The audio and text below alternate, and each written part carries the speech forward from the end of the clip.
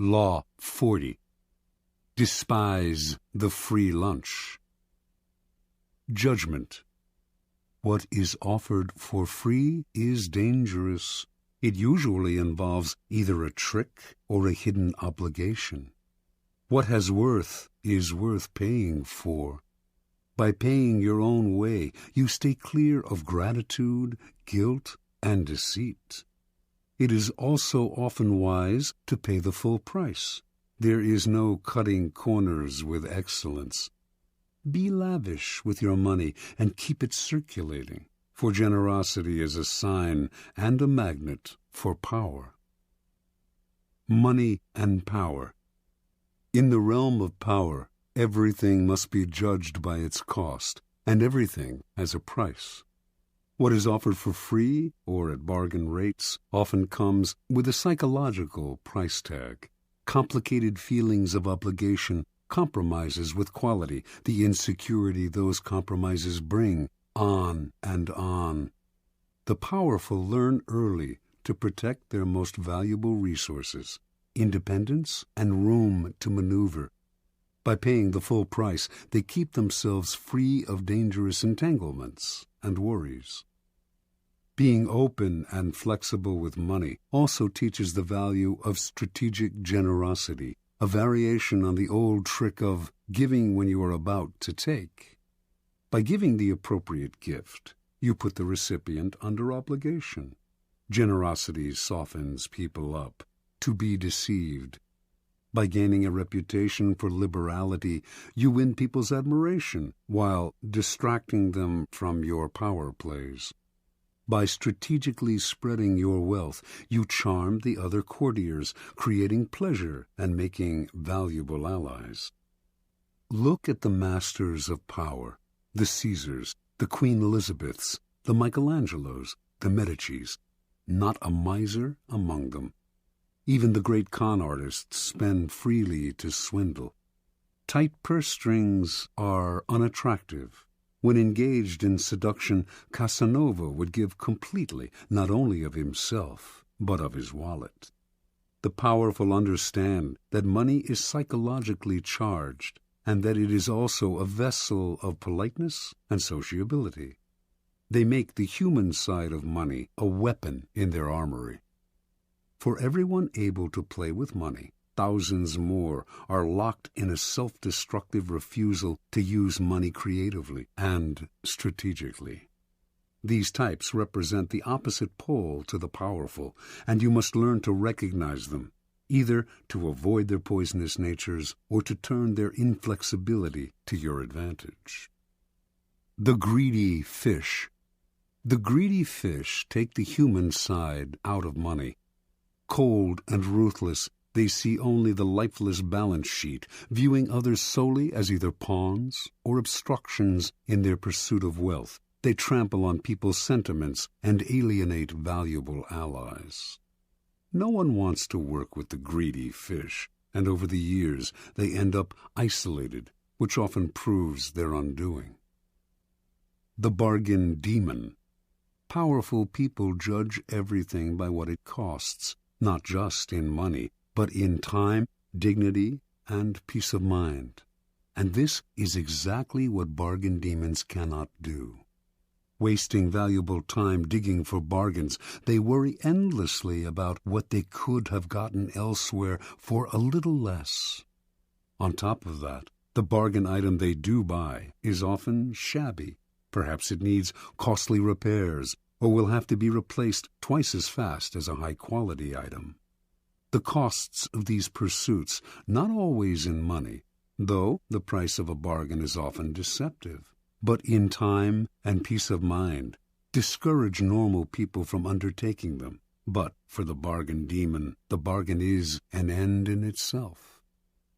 These types might seem to harm only themselves, but their attitudes are contagious. Unless you resist them, they will infect you with the insecure feeling that you should have looked harder to find a cheaper price. Don't argue with them or try to change them. Just mentally add up the cost in time and inner peace, if not in hidden financial expense, of the irrational pursuit of a bargain. the sadist. Financial sadists play vicious power games with money as a way of asserting their power. They might, for example, make you wait for money that is owed you, promising that the check is in the mail. Or, if they hire you to work for them, they meddle in every aspect of the job, haggling and giving you ulcers. Sadists seem to think that paying for something gives them the right to torture and abuse the seller. They have no sense of the courtier element in money. If you are unlucky enough to get involved with this type, accepting a financial loss may be better in the long run than getting entangled in their destructive power games. The indiscriminate giver. Generosity has a definite function in power. It attracts people, softens them up, makes allies out of them. But it has to be used strategically with a definite end in mind. Indiscriminate givers, on the other hand, are generous because they want to be loved and admired by all, and their generosity is so indiscriminate and needy that it may not have the desired effect. If they give to one and all, why should the recipient feel special?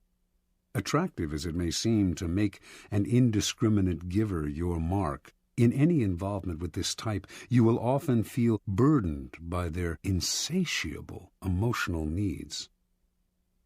Transgression of the law. In the early 18th century, no one stood higher in English society than the Duke and Duchess of Marlborough. The Duke, having led successful campaigns against the French, was considered Europe's premier general and strategist, and his wife, the Duchess, after much maneuvering, had established herself as the favorite of Queen Anne, who became ruler of England in 1702.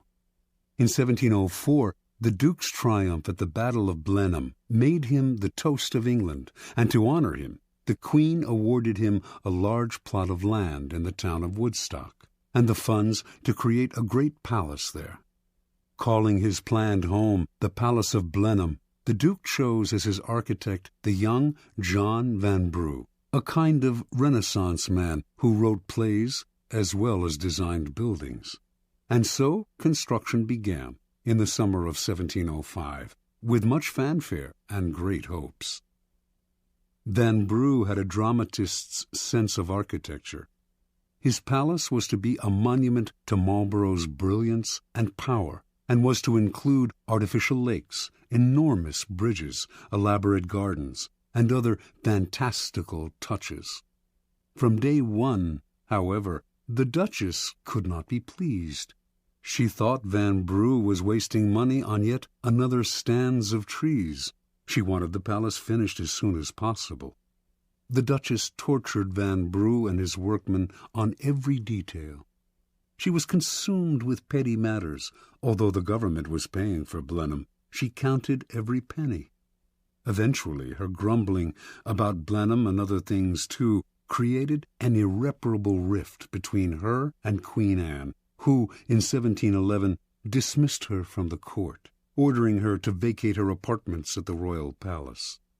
When the Duchess left, fuming over the loss of her position, and also of her royal salary, she emptied the apartment of every fixture down to the brass doorknobs. Over the next 10 years, work on Blenheim would stop and start, as the funds became harder to procure from the government.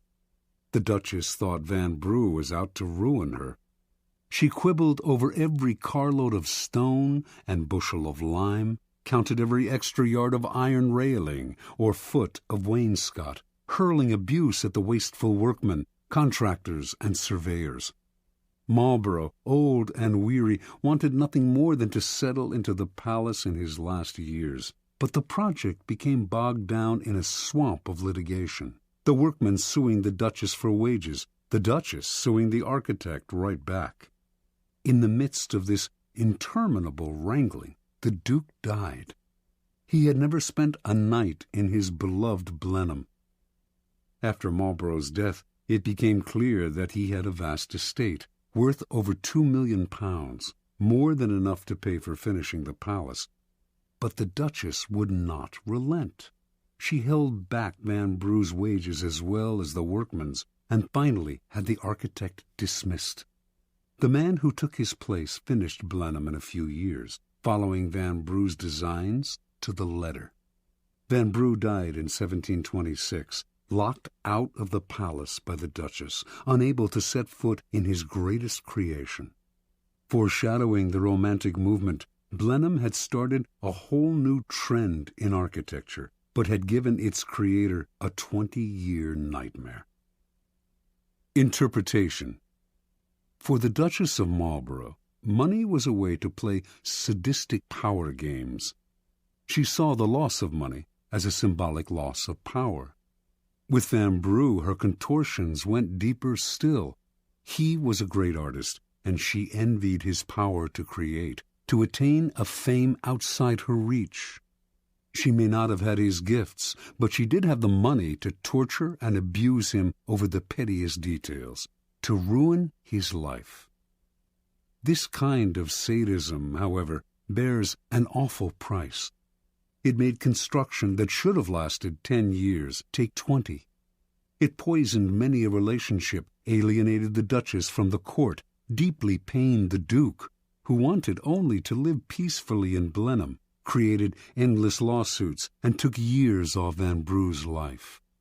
Finally, too, posterity had the last word. Vanbrugh is recognized as a genius, while the Duchess is forever remembered for her consummate cheapness. The powerful must have grandeur of spirit. They can never reveal any pettiness. And money is the most visible arena in which to display either grandeur or pettiness.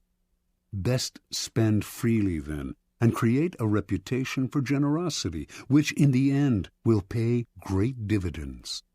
Never let financial details blind you to the bigger picture of how people perceive you. Their resentment will cost you in the long run, and if you want to meddle in the work of creative people under your hire, at least pay them well. Your money will buy their submission better than your displays of power.